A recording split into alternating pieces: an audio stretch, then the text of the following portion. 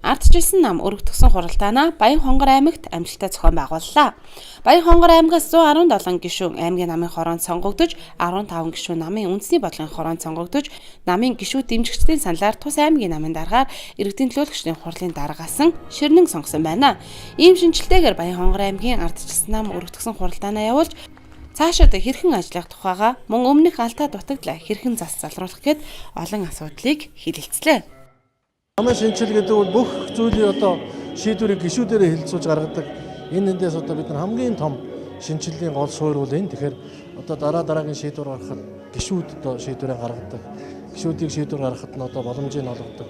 Энэ зүйлээс бид нар ажиллаа эхэлнэ. Цаашлаад нам цаашаа амьд ажиллана гэх юм бол бас гишүүдээр л тулгуурлаа.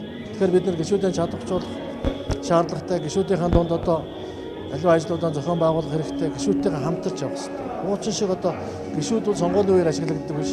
4 цагийн эргэлтэнд гишүүдтэйгээ хамт ажилладаг. Эндээс ажиллаа эхэллээ. Бидний хувьд бол хийх ажил олон байна. Өнөөдөр үзэл баримтлал, үйл онолын хувьд шинжилгээ хэрэгтэй байна. Өшөө заашлах юм бол Монголын нийт ард түмний төрөө дээдлэх, улс төрийн нам хүчнүүдэд дээдлэх, тэр үзэл санаа итгэл үнэмшлийг нэмэгдүүлэх тал дээр маш олон өөрчлөлтүүд хийх шаардлага байна гэж харж байгаа.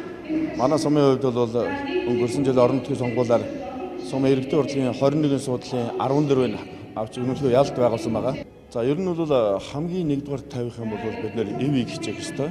За хоёрдугаарт гишүүнчлэлээ өргөжүүлэх ёстой гэсэн байр суурьтай байгаа. Ер нь бол яг одоогийн байдлаар шинжилсэн бүртгэл нэг 216 хүн бүртгэгдсэн байгаа. Баян Хонгор аймагт ардчилсан намын шинжилэл иржимжиж энэхүү шинжилгээгч намын гишүүд дэмжигчид дуу нэгтгэхээр хүлээн зөвшөөрж байгааг хэлж байна. Үүнийгэж өргөтгсөн хуралдааны үеэр намын дарга Эрдэнэ болон бусад удирдлагууд уламжилж байсан юм а. 14 дахь аймаг дээр Баян Хонгор аймаг дээр энэ аймгийн намаар өргөтгсөн хуралдаанд оролцож байна. Баян хонгорчууд маань маш их сэтгэл өндөр энэ шинжилгээ өөрчлөлтийн уур амьсгалыг хүлээж авч байна. Тэгээд ямар ч байсан бид нар бол Монголд зөвхөн ардчилсан намын шинжилгээ төдийгүй Монголын ажлад маш том шинжилгээний уур амьсгалын эхлэлийг тавьж чадсан гэж харж байна.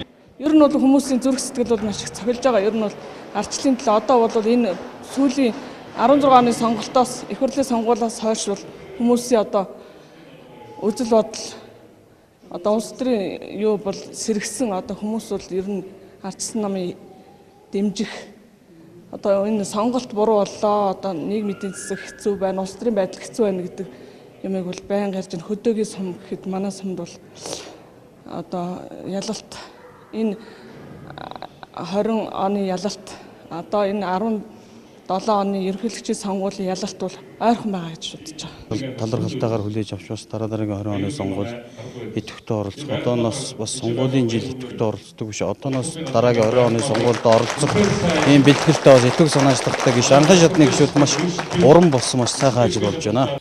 Өргөтгсөн хуралдааны үеэр намын шин дарга намын хорооны шинэхэн гишүүдэд төр өмлөхийг нь гардуулаа өглөө. Тэднийг удахгүй болох ардчилсан намын 8 дахь хурлаар батламжлах юм байна.